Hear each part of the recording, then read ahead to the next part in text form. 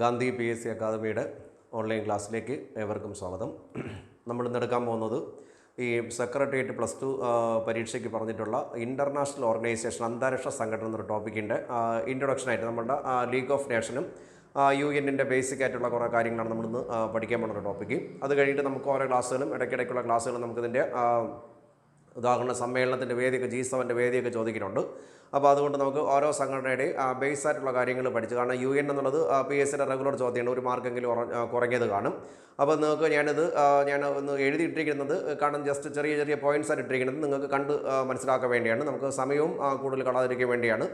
അപ്പോൾ നമുക്കിതിൻ്റെ ഡീറ്റെയിൽ ആയിട്ടുള്ള ടോപ്പിക്കാണ് ഞാൻ പഠിപ്പിക്കുന്ന പോകുന്ന ടോപ്പിക്ക്. കാരണം ലീഗ് ഓഫ് നേഷൻസിൻ്റെയും UN-ൻ്റെയും സ്ട്രക്ചർ, ഫസ്റ്റ് സ്ട്രക്ചർ നമ്മൾ പറയും. അത് കഴിഞ്ഞിട്ട് നമ്മൾ ലീഗ് ഓഫ് നേഷൻസിൻ്റെ 6 ഘടകങ്ങൾ സെപ്പറേറ്റ്, പിന്നെ ഇന്ത്യയുടെ പ്രാതിനിധ്യം, പിന്നെ അതിൽ UN-ൻ്റെ 67 മുതൽ 2024 വർഷങ്ങളുടെ ഡീറ്റെയിൽസ്, ഇതൊക്കെയാണ് നമ്മളിന്ന് ഇന്നല്ല ഗ്രാജുവലി നമ്മൾ പഠിക്കാൻ പോകുന്ന ടോപ്പിക്കിൻ്റെ കാരണം. ഇതിനകത്ത് വരുന്ന വേറെ 2 സംഭവം കൂടിയുണ്ട്. നമ്മുടെ IMF വേൾഡ് ബാങ്കിൻ്റെയും കൂടി ഇതിനകത്ത് പഠിക്കേണ്ട 2 ടോപ്പിക്കാണ്. അപ്പോൾ ഇത് പഠിച്ചു കഴിയുമ്പോൾ നമുക്ക് ഏകദേശമുള്ള UN-നുമായി ബന്ധപ്പെട്ട അല്ലെങ്കിൽ ഇൻ്റർനാഷണൽ ഓർഗനൈസേഷനുമായി ബന്ധപ്പെട്ട എല്ലാ മാർക്കും നമുക്ക് കൃത്യമായിട്ട് ഇതിനകത്ത് കരസ്ഥമാക്കാൻ പറ്റും. കാരണം ഇത് പഠിച്ചു വരുമ്പോഴേ മനസ്സിലായി ഇതെല്ലാം UN-ലേക്ക് പഠിക്കാനുണ്ടായിരുന്നു അല്ലെങ്കിൽ ഇത്രയും കാര്യങ്ങളുണ്ടോ എന്നുള്ളത് നിങ്ങൾക്ക് കൃത്യമായിട്ട് മനസ്സിലാവും. അപ്പോൾ ശ്രദ്ധിച്ചിരുന്നോണം.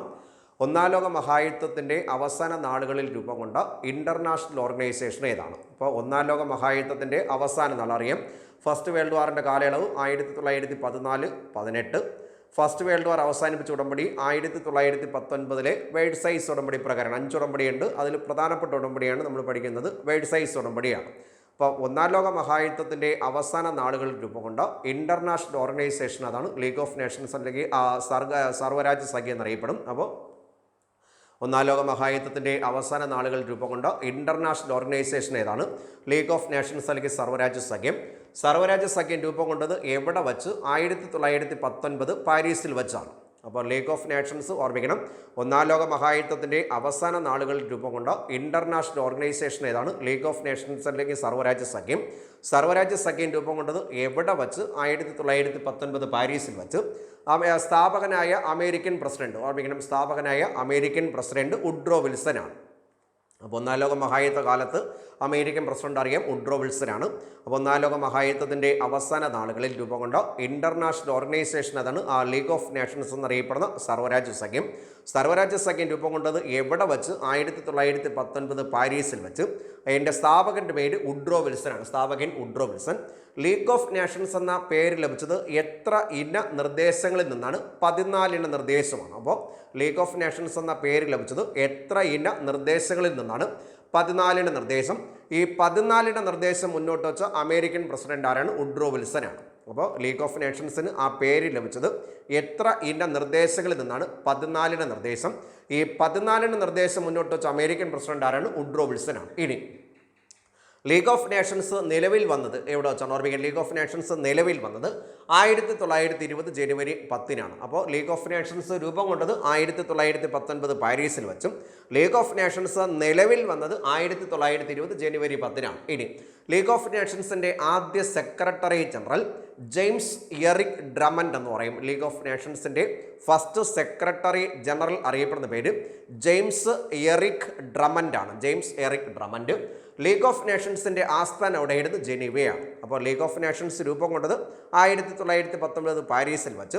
പ്രവർത്തനം ആരംഭിച്ചത് 1920 ജനുവരി 10. അതിൻ്റെ ആസ്ഥാനം എവിടെയാണ്? ജനീവ. ഓർമ്മിക്കണം, ആസ്ഥാനം എവിടെയാണ്? ജനീവ.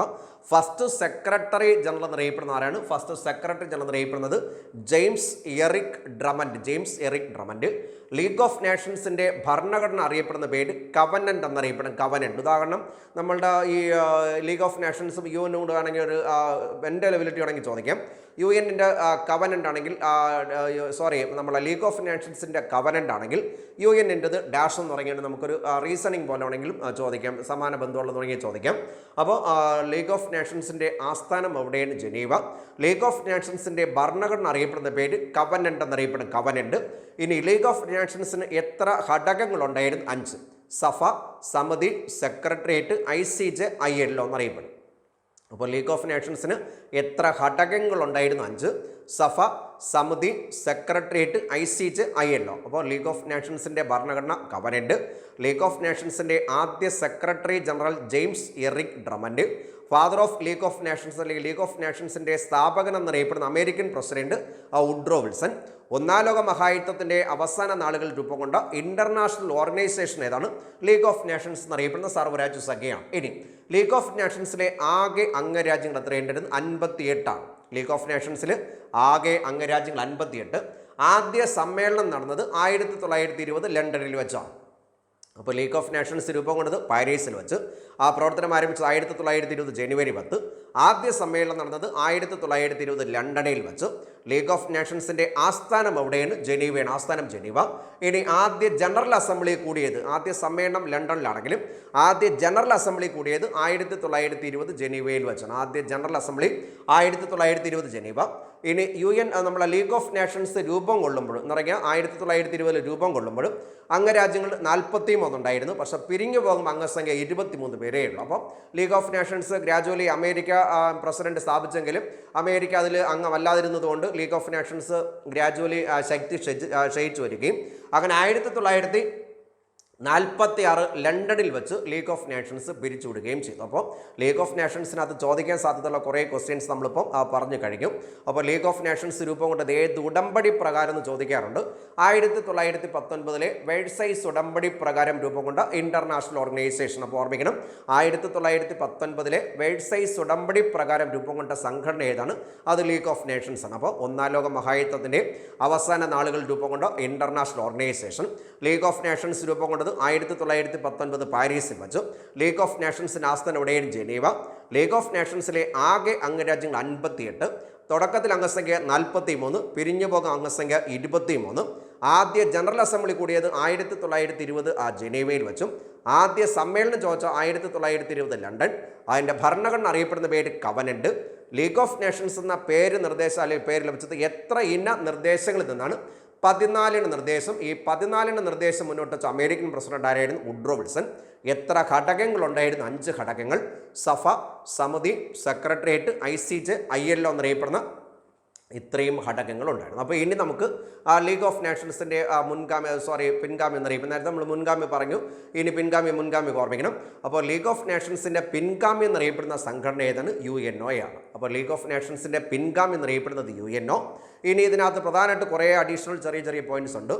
രണ്ടാം ലോക മഹായുദ്ധത്തിൻ്റെ അവസാന നാളുകളിൽ നാസിക് ജർമ്മനിക്കെതിരെ വളർന്നു വന്ന ഇന്റർനാഷണൽ ഓർഗനൈസേഷൻ ഏതാണ്? അപ്പോൾ ലീഗ് ഓഫ് നേഷൻസിൻ്റെ പിൻഗാമി രണ്ടാം ലോക മഹായുദ്ധത്തിൻ്റെ അവസാന നാളുകളിൽ നാസിക് ജർമ്മനിക്കെതിരെ വളർന്നു വന്ന അന്താരാഷ്ട്ര സംഘടന ഏതാണ്? അത് UNO ആണ്. അപ്പോൾ രണ്ടാം ലോക മഹായുദ്ധത്തിൻ്റെ അവസാന നാളുകളിൽ നാസിക് ജർമ്മനിക്കെതിരെ വളർന്നു വന്ന ഇന്റർനാഷണൽ ഓർഗനൈസേഷൻ അതാണ്, അത് നമ്മളുടെ UNO ആണ്. ഇനി UN രൂപീകരണവുമായി ബന്ധപ്പെട്ട ആദ്യമായിട്ടൊരു ചാർട്ടർ നമ്മൾ നോക്കിക്കഴിഞ്ഞാൽ ഒരു ചാർട്ടറുണ്ട്.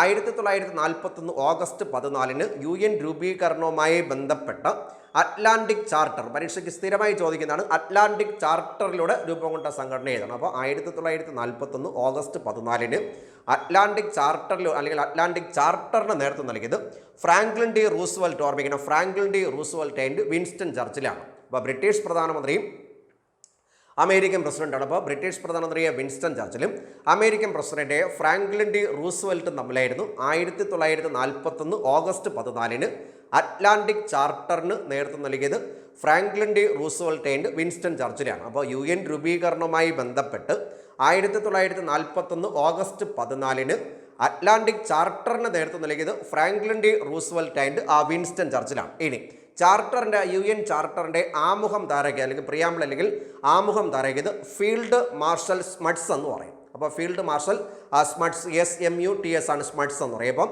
1941 ഓഗസ്റ്റ് 14 അറ്റ്ലാന്റിക് ചാർട്ടറിന് നേതൃത്വം നൽകിയത് Franklin D Roosevelt and Winston Churchill.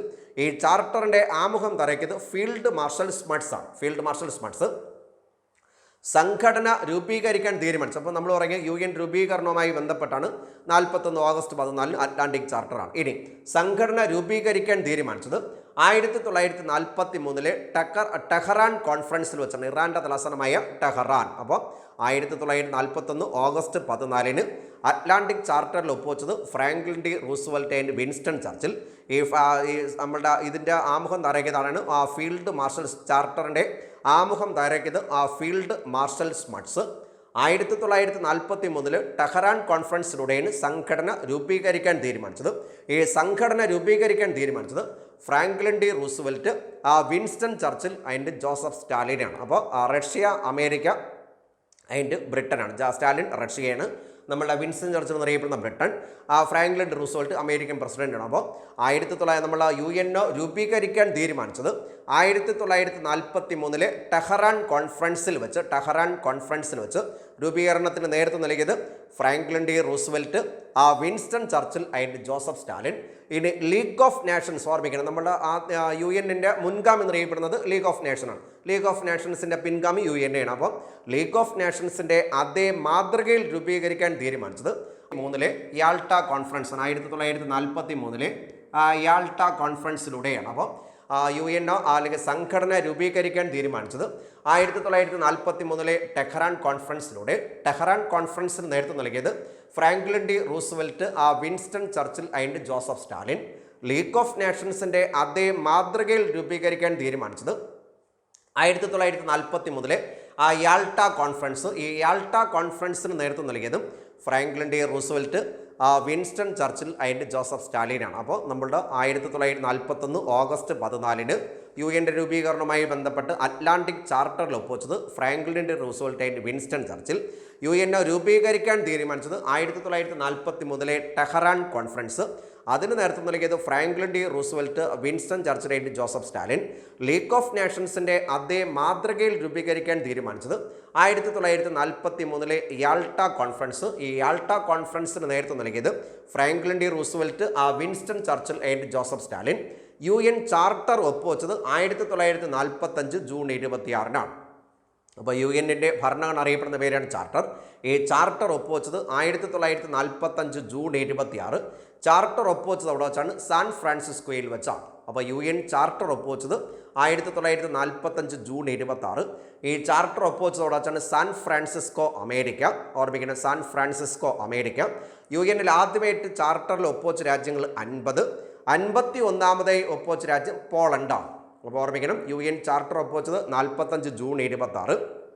Charter ഒപ്പുവെച്ചത് അവിടെ വെച്ച് സാൻ ഫ്രാൻസിസ്കോ, അമേരിക്ക. ചാർട്ടറിൽ ആദ്യമായിട്ട് ഒപ്പുവെച്ച രാജ്യങ്ങൾ 50. 51-ാമതായി ഒപ്പുവെച്ച രാജ്യം പോളണ്ട്. അങ്ങനെ UN സ്ഥാപക അംഗത്വ രാജ്യങ്ങൾ എന്നൊരു ചോദ്യം ചോദിച്ച ആൻസർ 51-ആണ്. അപ്പോൾ UN ചാർട്ടർ ഒപ്പുവെച്ചത് 45 ജൂൺ 26. ചാർട്ടർ ഒപ്പുവെച്ച സ്ഥലം എവിടെയാണ്? San Francisco, America. ചാർട്ടറിൽ ആദ്യമായിട്ട് ഒപ്പുവെച്ച രാജ്യങ്ങൾ 50. 51-ാമതായി ഒപ്പുവെച്ച രാജ്യം പോളണ്ട്. അങ്ങനെ UN സ്ഥാപക അംഗത്വ രാജ്യങ്ങൾ 51. ഇനി UNO സാൻ ഫ്രാൻസിസ്കോയിൽ വെച്ച് ഓർമ്മിക്കണം, നമ്മുടെ ചാർട്ടർ ഒപ്പുവെച്ചു ജൂൺ 26-ന് ഒപ്പുവെച്ചു. സാൻ ഫ്രാൻസിസ്കോയിൽ വെച്ച് UNO രൂപം കൊണ്ടത് 1945 ഒക്ടോബർ 24. ഒക്ടോബർ 24-ൻ്റെ പ്രത്യേകത എന്നാണ്? UN ഡേ ആണ്. അപ്പോൾ UNO രൂപം കൊണ്ടത് എവിടെ വെച്ചെന്ന് ചോദിച്ചാൽ സാൻ ഫ്രാൻസിസ്കോയിൽ വെച്ച്. UNO രൂപം കൊണ്ടത് 1945 ഒക്ടോബർ 24. അങ്ങനെ ഒക്ടോബർ 24-ൻ്റെ പ്രത്യേകത UN ഡേ. ഇനി UNO പ്രവർത്തനം ആരംഭിച്ചത് എവിടെ വെച്ച് ചോദിക്കുമ്പോൾ ആൻസർ വേറെയാണ്, ന്യൂയോർക്കിലെ സക്സണിൽ വെച്ചാണ്. എന്ന് പറഞ്ഞാൽ അതിൻ്റെ ആസ്ഥാനം സ്ഥിതി ചെയ്യുന്നത് ന്യൂയോർക്ക് ആയതുകൊണ്ട്. അപ്പോൾ UNO രൂപം കൊണ്ടത് എവിടെ വെച്ച് ചോദിച്ച ആൻസർ നമ്മളെ ചാർട്ടർ ഒപ്പുവെച്ച സ്ഥലമായ സാൻ ഫ്രാൻസിസ്കോയിൽ വെച്ചും പ്രവർത്തനം ആരംഭിച്ചത് ന്യൂയോർക്കിലെ സക്സണിൽ വെച്ച്. 1944 സെപ്റ്റംബർ 22-ന് റഷ്യ, അമേരിക്ക, ബ്രിട്ടൻ, ചൈന എന്നീ രാജ്യങ്ങളുടെ പ്രതിനിധികൾ ചേർന്ന് UN രൂപീകരണവുമായി ബന്ധപ്പെട്ട് ഡംബർട്ടൺ ഓക്സിൻ, ഓർമ്മിക്കണം, അമേരിക്കയിലെ ഡംബർട്ടൺ ഓക്സിനിൽ വച്ച് UN-ൻ്റെ ഒരു കരട് രേഖ തയ്യാറാക്കി. അപ്പോൾ ഇതിനകത്ത് നമുക്ക് അറിഞ്ഞിരിക്കേണ്ടത് 1944 സെപ്റ്റംബർ 22-നാണ് സെപ്റ്റംബർ എന്ന് ഓർമ്മിക്കുക, അല്ലെങ്കിൽ 1944-ലാണ് ഡംബർട്ടൺ, അമേരിക്കയിലെ ഡംബർട്ടൺ ഓക്സിനിൽ വച്ച് അമേരിക്ക, റഷ്യ, ബ്രിട്ടൻ, ചൈന എന്നീ രാജ്യങ്ങളുടെ പ്രതിനിധികൾ ചേർന്ന് UN-ൻ്റെ ഒരു കരട് തയ്യാറാക്കിയത്. ഇനി അടുത്തും വേണമെങ്കിൽ പരീക്ഷയ്ക്ക് വേണമെങ്കിൽ വളരെ വ്യത്യസ്തമായിട്ടാണ് ചോദിക്കാം. 1943 മോസ്കോ കോൺഫറൻസിലൂടെ രൂപം കൊണ്ട സ്ഥാപനം ഏതാണ്? 1943 മോസ്കോ കോൺഫറൻസിലൂടെ രൂപം കൊണ്ട സ്ഥാപനം ഏതാണ്? UNO.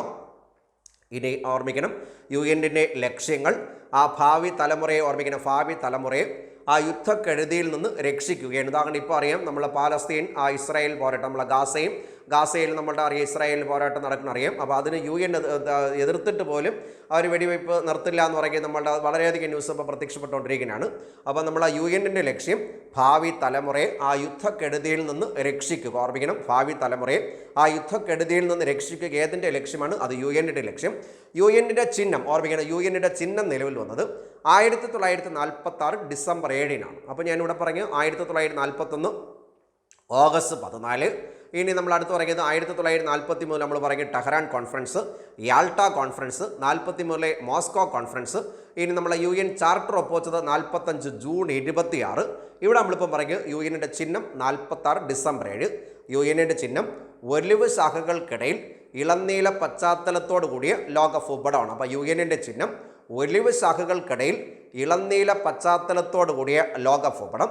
ഇനി പതാക ഓർമ്മിക്കണം, നമ്മൾ UN ചിഹ്നമാണ് 46 ഡിസംബർ 7, ചിഹ്നം ഒലിവ് ശാഖകൾക്കിടയിൽ ഇളനീല പശ്ചാത്തലത്തോടു കൂടിയ ലോക ഭൂപടം. UN ഇന്ത്യ മെമ്പർ ആയത് 1945 ഒക്ടോബർ 30. അപ്പോൾ UN ഇന്ത്യ മെമ്പർ ആയത് 1945 ഒക്ടോബർ 30. UN പതാക നിലവിൽ വന്നത് 1947 ഒക്ടോബർ 20. അപ്പോൾ നമ്മൾ നേരത്തെ തുടങ്ങിയ ചിഹ്നം 46 ഡിസംബർ 7, ചിഹ്നം 46 ഡിസംബർ 7, അറ്റ്ലാന്റിക് ചാർട്ടർ 41 ഓഗസ്റ്റ് 14. ഇനി UN ചാർട്ടർ 45 ജൂൺ 26. ഡേറ്റുകൾ അങ്ങോട്ട് വെച്ചിട്ട് മാറിപ്പോയത് ജൂൺ 26. ഇതിനകത്ത് ഇപ്പം പറയുക UN ഫ്ലാഗ് 46 ഡിസംബർ 7 ഫ്ലാഗാണ്. നമ്മൾ ഇളം നീലയാണ്, നമ്മളെ UN ഫ്ലാഗിൻ്റെ നിറം ചോദിക്കാറുണ്ട്. നീല, ഇളം നീല. ആൻസർ ഇളം നീലയാണ്. അപ്പോൾ UN ഫ്ലാഗിൻ്റെ നിറം ഇളനീല. അപ്പോൾ UN ഇന്ത്യ അംഗമായത് 45 ഒക്ടോബർ 30. UN ആസ്ഥാനം എവിടെയാണ്? ന്യൂയോർക്കിലാണ്. UN ആസ്ഥാനം എവിടെയാണ്? ന്യൂയോർക്ക്. UN യൂറോപ്യൻ ആസ്ഥാനം എവിടെയാണ്? ജനീവയാണ്. അപ്പോൾ UN ആസ്ഥാനം ന്യൂയോർക്കും, യൂറോപ്യൻ ആസ്ഥാനം എവിടെയാണ്? ജനീവ. ഇനി UN യൂണിവേഴ്സിറ്റി ചോദിക്കാറുണ്ട്. UN നമ്മൾ ബേസിക് അനുഭവം പഠിക്കണം. UN യൂണിവേഴ്സിറ്റി സ്ഥിതി ചെയ്യുന്നത് ടോക്കിയോ. ഇനി നമ്മളുടെ സമാധാന സർവകലാശാല എന്ന് പറയുക പീസ് യൂണിവേഴ്സിറ്റി സ്ഥിതി ചെയ്യുന്നവിടെയാണ് കോസ്റ്റോറിക്കയിലാണ്. അപ്പോൾ അതിന് ഹെഡ് ക്വാർട്ടർ അതിൽ ഓർമ്മിക്കണം. അപ്പോൾ UN ആസ്ഥാനം എവിടെയാണ്? ന്യൂയോർക്ക്. യൂറോപ്യൻ ആസ്ഥാനം ജനീവ. സർവകലാശാല ഓർമ്മിക്കണം, സർവകലാശാല സ്ഥിതി ചെയ്യുന്നത് ടോക്കിയോ. സമാധാന സർവകലാശാല സ്ഥിതി ചെയ്യുന്നത് കോസ്റ്റോറിക്കയിലാണ്. നമ്മൾ ഇനി ലൈബ്രറി പഠിക്കുമ്പോൾ മാറിപ്പോരുത്. അപ്പോൾ UN ആസ്ഥാനം സ്ഥിതി ചെയ്യുന്നത് ന്യൂയോർക്ക്. ഇനി യൂറോപ്യൻ ആസ്ഥാനം ജനീവ. സർവകലാശാല എന്നറിയപ്പെടുന്ന യൂണിവേഴ്സിറ്റി ടോക്കിയോ. സമാധാന സർവകലാശാലയുടെയാണ് കോസ്റ്റോറിക്കയിലാണ്. ഇനി UN ആദ്യ സമ്മേളനം നടന്നത് 1946 ലണ്ടനിൽ വെച്ചാണ്. അപ്പോൾ UN ആദ്യ സമ്മേളനം നടന്നത് 1946 ലണ്ടൻ. ഇനി UN ന്യൂയോർക്കിൽ ആസ്ഥാനമായിട്ട് ഒരു 17 ഏക്കർ ഭൂമി സൗജന്യമായി ഒരു വ്യക്തി നൽകി. ആ വ്യക്തിയുടെ പേരാണ് ജോൺ ഡി റോക്ക്ഫെല്ലർ എന്ന് പറയും. അപ്പോൾ UN ആസ്ഥാന മന്ദിരം പണി കഴിപ്പിക്കാനായിട്ട് ന്യൂയോർക്കിലായിട്ട് ആസ്ഥാന മന്ദിരത്ത് മാൻഹാട്ടൻ ഐലൻഡ് എന്നറിയുന്ന സ്ഥലത്ത്, ന്യൂയോർക്കിലെ മാൻഹാട്ടൻ ഐലൻഡാണ് കറക്റ്റ് പ്ലേസ്. മാൻഹാട്ടൻ ഐലൻഡിൽ 17 ഏക്കർ ഭൂമി സൗജന്യമായി നൽകിയത് ജോൺ ഡി റോക്ക്ഫെല്ലറാണ്. John D Rockefeller. UN നിയമാവലി നിലവിൽ വന്നത് നിയമാവലി നിലവിൽ വന്നത് 45 ഒക്ടോബർ 24. അപ്പോൾ UN നിയമാവലി നിലവിൽ വന്നത് 45 ഒക്ടോബർ 24.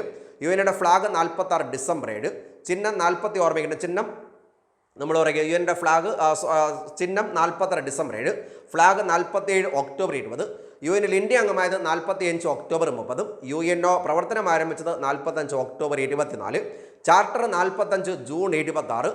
Atlantic charter 1941 August 14. ഇവിടെ നമ്മളിപ്പോൾ ഒരു ഡേറ്റ് പറയുന്നതാണ്. UN നിയമാവലി നിലവിൽ വന്നത് 1945 ഒക്ടോബർ 24. അപ്പോൾ UN നിയമാവലി 45 ഒക്ടോബർ 24. ഇനി ആദ്യ സമ്മേളനം നമ്മൾ നേരത്തെ പറയും. ആദ്യ സമ്മേളനം നടന്നത് ലണ്ടൻ. ആ സമ്മേളനത്തിൽ വെച്ചാണ് ആരെ പിരിച്ചുവിടുന്നത്? League of നേഷൻസിനെയാണ്. അപ്പോൾ ലീഗ് ഓഫ് നേഷൻസിനെ പിരിച്ചുവിടുന്നതും ലണ്ടനിൽ വെച്ച്, ആദ്യമായിട്ട് കൂടിയത് ലണ്ടനിൽ വെച്ച്, അവരുടെ ജനറൽ അസംബ്ലി നടന്നത് ജനീവയിൽ വെച്ച്.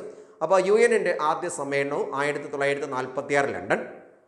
ഇനി UN സെക്രട്ടേറിയറ്റ് മന്ദിരത്തിൻ്റെ ശില്പി എന്നറിയപ്പെടുന്നത് JP മോർഗനാണ്. അപ്പോൾ സെക്രട്ടേറിയറ്റ് മന്ദിരത്തിൻ്റെ അല്ലെങ്കിൽ സെക്രട്ടറി ജനറലിൻ്റെ ഒഫീഷ്യൽ റെസിഡൻസിൻ്റെ പേര് സട്ടൺ പ്ലേസ് എന്ന് പറയും. Sutton place.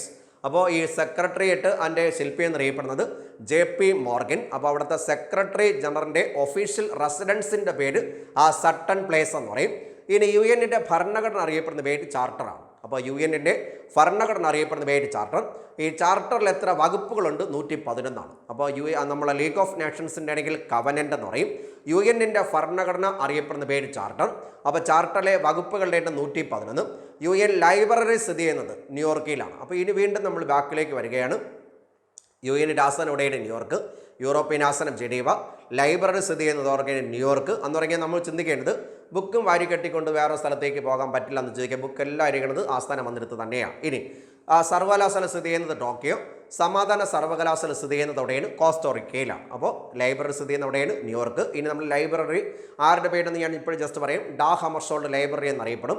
ഇനി നമ്മൾ UN സെക്രട്ടറി ജനറൽമാർ എടുക്കുമ്പോൾ അതിനകത്ത് ഓരോ വ്യക്തികൾക്ക് ഓരോ ഡീറ്റെയിൽസ് പറയും. അപ്പോൾ അതിനകത്ത് നമ്മൾ വീണ്ടും റിപ്പീറ്റഡ് ആയിട്ട് പറയും.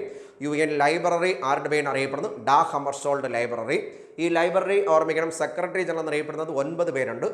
ഞാനിപ്പോൾ ജസ്റ്റ് ഒന്ന് ഒരിക്കൽ പറയാം, പക്ഷേ എങ്കിലും ഞാൻ ഡീറ്റെയിൽ ആയിട്ട് എടുക്കുന്നത് സെക്രട്ടേറിയറ്റ് എന്നുള്ള ടോപ്പിക്കിനകത്ത് എടുക്കും. ഡ്രിക് വേലി Norway, Dag Hammarskjold Sweden, U Thant Burma, Kurt Waldheim Austria, Javier Perez de Cuellar രാജ്യം പെറു, ബുട്രോസ് കാലി രാജ്യം Egypt, Kofi Annan Ghana, Ban Ki Moon South Korea, Antonio Guterres രാജ്യം പോർച്ചുഗൽ. ഇത്രയും പേരാണ്, 9 പേരാണ് UN സെക്രട്ടറി ജനറൽമാർ. അങ്ങനെ രണ്ടാമത്തെ secretary ജനറലായ ഡാ ഹമർഷോൾഡ് പേരിലാണ് അറിയപ്പെടുന്നത് ലൈബ്രറി. ഇനി UN-ന്റെ സർവകലാശാല രൂപം കൊണ്ടത് 1969. സമാധാന സർവകലാശാല രൂപം കൊണ്ടത് 1980-ലാണ്. അപ്പോൾ ലൈബ്രറി ഓർമ്മിക്കുന്ന ന്യൂയോർക്ക്, ബുക്കും വാരി കെട്ടിക്കൊണ്ട് പോകാൻ പറ്റില്ല. യൂണിവേഴ്സിറ്റി സ്ഥിതി ചെയ്യുന്നത് ടോക്കിയോ, വർഷം 1969. സമാധാന സർവകലാശാല 1980, ആസ്ഥാനോടെയാണ് കോസ്റ്റോറിക്കയാണ്. ഇനി ലോകത്തിലെ ഏറ്റവും വലിയ അന്താരാഷ്ട്ര സംഘടന, പരീക്ഷയ്ക്ക് ഒറ്റ വാക്കായിട്ട് ചോദിക്കാം. ലോകത്തിലെ ഏറ്റവും വലിയ അന്താരാഷ്ട്ര സംഘടന എന്നറിയപ്പെടുന്നത് UNO. ലോകത്തിലെ ഏറ്റവും വലിയ സംഘടന എന്നറിയപ്പെടുന്നത് UNO. ലോകത്തിലെ ഏറ്റവും വലിയ സമാധാന സംഘടന എന്നറിയപ്പെടുന്നത് UNO ആണ്. അപ്പോൾ ലോകത്തിലെ ഏറ്റവും വലിയ സംഘടന, ലോകത്തിലെ ഏറ്റവും വലിയ സമാധാന സംഘടന. ഇനി നമ്മൾ പറഞ്ഞപ്പോൾ ലോകത്തിലെ ഏറ്റവും വലിയ സംഘടന, ലോകത്തിലെ ഏറ്റവും വലിയ സമാധാന സംഘടന എന്നറിയപ്പെടുന്നത് നമ്മളുടെ UNO. ഇനി നമ്മുടെ UN നമ്മൾ നേരത്തെ പറയും ചാർട്ടർ തയ്യാറാക്കിയത് അവിടെ വെച്ചാൽ വാഷിംഗ്ടൺ DC-ലെ ഡംബർട്ടൺ ഓക്സിൻ. നമ്മൾ നേരത്തെ പറയും ഡംബർട്ടൺ ഓക്സിനിൽ വച്ച് ചാർട്ടറിലെ വകുപ്പുകൾ അറിയാൻ 111. UN-ന്റെ ഭരണം അറിയപ്പെടുന്ന പേര് ചാർട്ടർ. ചാർട്ടറിൻ്റെ ആമുഖം തയ്യാറാക്കിയതാണ് ഫീൽഡ് മാർഷൽ സ്മട്സ് ആണ്. Field marshal Smuts. അപ്പോൾ UN ചാർട്ടറുമായി ബന്ധപ്പെട്ട അല്ലെങ്കിൽ അറ്റ്ലാന്റിക് ചാർട്ടർ ഒപ്പോസാണ് 1941 ഓഗസ്റ്റ് 14-നാണ്. ഇനി UN-ന് ആ പേര് കൊടുത്തത്, ഐക്യരാഷ്ട്ര സംഘടന എന്ന പേര് നിർദ്ദേശിച്ച American president Franklin D Roosevelt ആണ്. അപ്പോൾ UNO എന്ന പേര് നിർദ്ദേശിച്ച ആരാണ്? Franklin D Roosevelt. ഇനി ഫാദർ ഓഫ് UNO അല്ലെങ്കിൽ ഐക്യരാഷ്ട്ര സംഘടനയുടെ പിതാവ് എന്നറിയപ്പെടുന്ന ആരാണ്? ഫ്രാങ്ക്ലിൻ ഡി റൂസ്വെൽറ്റ് ആണ്. അപ്പോൾ ഐക്യരാഷ്ട്ര സംഘടന എന്ന പേര് നിർദ്ദേശിച്ചതും Franklin D Roosevelt. Father of UNO എന്നറിയപ്പെടുന്നത് Franklin D Roosevelt. Father of UNO എന്നറിയപ്പെടുന്നത് ഫ്രാങ്ക്ലിൻ ഡി റൂസ്വെൽറ്റ്.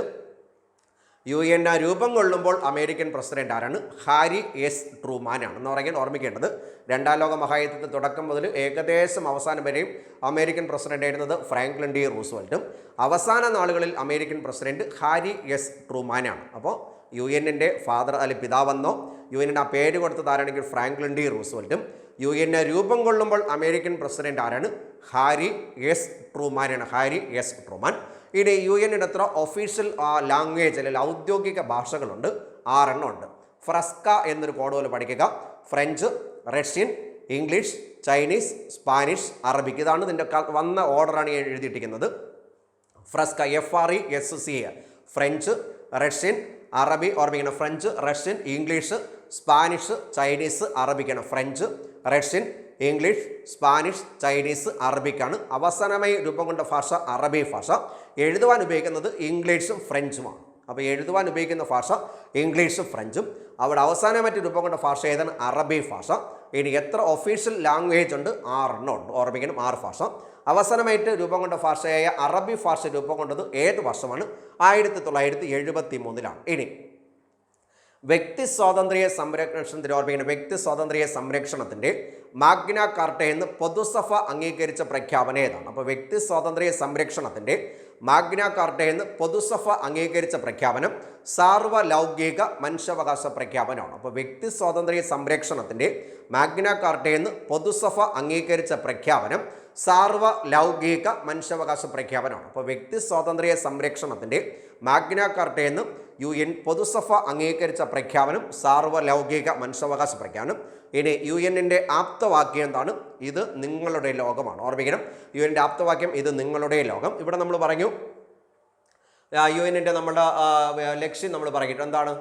ഭാവി തലമുറയെ യുദ്ധക്കെടുതികളിൽ നിന്ന് സംരക്ഷിക്കുക. അപ്പോൾ ആപ്തവാക്യാണ് ഇത് നിങ്ങളുടെ ലോകം.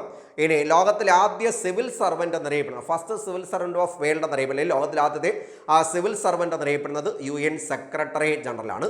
ഇനി UN-യുടെ ഓർമ്മിക്കണം, UN അംഗീകരിച്ച ഏക ഹോബി എന്നറിയപ്പെടുന്നത് ഹാം റേഡിയോ ആണ്. ഇതെല്ലാം ബേസിക് ആയിട്ടുള്ള ചോദ്യങ്ങളാണ്. UN അംഗീകരിച്ച ഏക ഹോബി എന്നറിയപ്പെടുന്നത് ഹാം റേഡിയോ. ലോകത്തിലെ ഓർമ്മിക്കണം, ലോകത്തിൻ്റെ നമ്മളെ ഇടനിലക്കാരൻ എന്നൊക്കെ പരീക്ഷ ചോദിക്കാറുണ്ട്. നമ്മൾ ഇടനിലക്കാരൻ എന്നറിയപ്പെടുന്നത് സെക്രട്ടറി ജനറലാണ്. ലോകത്തിൻ്റെ ഇടനിലക്കാരൻ എന്നറിയപ്പെടുന്നത് സെക്രട്ടറി ജനറൽ. ഇനി ഏത് ഇന്ത്യൻ നേതാവിൽ ഏത് ലോക നേതാവിൻ്റെ മരണത്തെ തുടർന്നാണ് UN-ൻ്റെ ഫ്ലാഗ് ആദ്യമായിട്ട് പകുതി താഴ്ത്തി കെട്ടിയത്? ഗാന്ധിജിയാണ്. ഗാന്ധിജി ആയതുകൊണ്ടാണ് നമുക്ക് ഇമ്പോർട്ടൻസ്. അപ്പോൾ ഏത് നേതാവിൻ്റെ ഏത് ലോക നേതാവിൻ്റെ മരണത്തെ തുടർന്നാണ് UN-ൻ്റെ ഫ്ലാഗ് ആദ്യമായിട്ട് പകുതി താഴ്ത്തി കെട്ടിയത്? ഗാന്ധിജി. ഓർമ്മിക്കണം, ഏത് ലോക നേതാവിൻ്റെ മരണത്തെ തുടർന്നാണ് UN-ൻ്റെ ഫ്ലാഗ് ആദ്യമായിട്ട് പകുതി താഴ്ത്തി കെട്ടിയത്? ഗാന്ധിജിയുടെയാണ്. ഇനി ഇതിനകത്ത് നമുക്കിനി പഠിക്കാനുള്ളത് UN-ൻ്റെ 6 ഘടകങ്ങൾ ഏതൊക്കെയാണെന്ന് നോക്കണം. അതിനുശേഷം നമുക്ക് ഓരോ ഘടകങ്ങളുടെയും ഡീറ്റെയിൽസ് ആണ് നോക്കേണ്ടത്. അപ്പോൾ നമുക്കിനി 6 ഘടകം കൂടി നോക്കിയിട്ട് നമുക്കങ്ങ് നിർത്താം. അപ്പോൾ ഘടകങ്ങൾ 6: ജനറൽ അസംബ്ലി എന്നറിയപ്പെടുന്ന പൊതുസഭ, സെക്യൂരിറ്റി കൗൺസിൽ എന്നറിയപ്പെടുന്ന സുരക്ഷാ സമിതി അല്ലെങ്കിൽ രക്ഷാസമിതി, എക്കണോമിക് ആൻഡ് സോഷ്യൽ കൗൺസിൽ എന്നറിയപ്പെടുന്ന സാമ്പത്തിക സാമൂഹിക സമിതി, ട്രസ്റ്റിഷിപ്പ് കൗൺസിൽ എന്നറിയപ്പെടുന്ന പരിരക്ഷാ സമിതി, ICJ international court of justice എന്നറിയപ്പെടുന്ന അന്താരാഷ്ട്ര നീതിന്യായ കോടതി. അടുത്ത് നമ്മൾ ലാസ്റ്റ് എന്നറിയപ്പെടുന്നത് സെക്രട്ടേറിയറ്റ് എന്ന് പറയും. അപ്പോൾ ഇതിനകത്ത് 6 ഘടകം. നമ്മൾ ലീഗ് ഓഫ് നേഷൻസിന് 5, സഭ, സമിതി, സെക്രട്ടേറിയറ്റ്, ICJ, ILO. UN ആയപ്പോൾ അതിന് 6 ഘടകമുണ്ട്. ജനറൽ അസംബ്ലി എന്നറിയപ്പെടുന്ന പൊതുസഭ, സെക്യൂരിറ്റി കൗൺസിൽ എന്നറിയപ്പെടുന്ന സുരക്ഷാ സമിതി, എക്കണോമിക് ആൻഡ് സോഷ്യൽ കൗൺസിൽ എന്നറിയപ്പെടുന്ന സാമ്പത്തിക സാമൂഹിക സമിതി, ട്രസ്റ്റിഷിപ്പ് കൗൺസിൽ എന്നറിയപ്പെടുന്ന പരിരക്ഷാ സമിതി, ICJ international court of justice എന്നറിയപ്പെടുന്ന അന്താരാഷ്ട്ര നീതിന്യായ കോടതി. അടുത്ത ലാസ്റ്റ് വൺ എന്നറിയപ്പെടുന്നത് സെക്രട്ടേറിയറ്റ് ആണ്. അപ്പോൾ നമ്മളിത് പഠിച്ചത് UN-ൻ്റെ ബേസിക് ആയിട്ടുള്ള കാര്യമാണ്. അപ്പോൾ നമ്മളുടെ അന്താരാഷ്ട്ര സംഘടനയിൽ ഏറ്റവും ഇമ്പോർട്ടൻസ് കൊടുക്കേണ്ടത് UN തന്നെയാണ്. നമുക്കിനി ബാക്കി ഡീറ്റെയിൽസ് ഒരു 3-4 ക്ലാസ് എടുക്കും. ഇതിനകത്തുള്ള ഡീറ്റെയിൽസ് ഫുള്ള് നിങ്ങൾക്ക് ഒരു ബുക്കിലും കിട്ടാത്ത രീതിയിൽ ഞാൻ ക്ലിയർ ആയിട്ട് പഠിപ്പിച്ചു. അപ്പോൾ ഈ വീഡിയോ കൃത്യമായിട്ട് കാണുക, നിങ്ങളുടെ ഫ്രണ്ട്സിന് മാക്സിമം ഷെയർ ചെയ്യുക. സബ്സ്ക്രൈബ് ചെയ്യാത്തവർ ആരെങ്കിലും ഉണ്ടെങ്കിൽ വീഡിയോ കൃത്യമായിട്ട് സബ്സ്ക്രൈബ് ചെയ്യാൻ ശ്രമിക്കുക. അതുപോലെ ബെല്ലൈക്കൺ കൂടി ഒന്ന് എനേബിൾ ചെയ്തിട്ടിരിക്കുക. കാരണം നിങ്ങളുടെ ഫ്രണ്ട്സിന് പരമാവധി ഇത് ഷെയർ ചെയ്യാൻ വേണ്ടി ശ്രമിക്കുക. കാരണം നിങ്ങളുടെ ഹെൽപ്പ് കൊണ്ടായിരിക്കും ചിലപ്പോൾ ഒരാൾ കൂടി രക്ഷിക്കപ്പെടുന്നത് എന്ന് പറഞ്ഞാൽ ഞാൻ പറഞ്ഞ സർക്കാർ ജോലി കിട്ടുന്നത്. അപ്പോൾ എല്ലാവർക്കും ഇത് നല്ലതായിട്ട് പഠിക്കാൻ പറ്റട്ടെ ആശംസിച്ചുകൊണ്ട് ഞാൻ ഈ ക്ലാസ് നിർത്തുന്നു. Okay, thanks.